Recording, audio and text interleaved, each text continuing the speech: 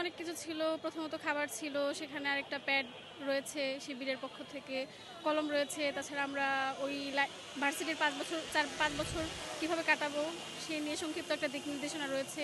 তাছাড়া একটা ব্যাগ পেয়েছি, তাছাড়া কোরআন শরীফ পাইলাম। এই তো এত কিছু পেলাম এবং খুবই ভালো লাগছে গিফটগুলো পেয়ে, সেটাই। একটা বিষয় বলবেন, আপনি কি জানতেন কিনা যে অনেকে বলতো যে শিবির নারী বিদ্বেষী বা এই সেই নানান কথাই বলতো, নানান ক্যাম্প। আসলে এই সেমিনার করার পর আসলে আপনার কি মনে হচ্ছে? আমার সেরকম মনে হয়নি শিবির নারী বিদ্বেষী বা ওরকম কোনো কিছুই মনে হয়নি। শিবির আসলেই নারীদের পক্ষে কাজ করছে। যেমন ডাকসুর পক্ষ থেকে বলা হলো ওনারা নারীদের জন্য ৫টি হল নির্মাণের কাজ করছেন এবং অলরেডি অনুমোদন নিয়ে নিয়েছেন। একটার কাজ খুব সম্ভবত খুব রিসেন্টলি শুরু হবে এবং অনেক তাড়াতাড়ি শেষ হয়ে যাবে। সো আমার মনে হয় না যে শিবির নারী বিদ্বেষী কোনো কিছু। ওরা নারীদের পক্ষে অনেক কাজ করছে।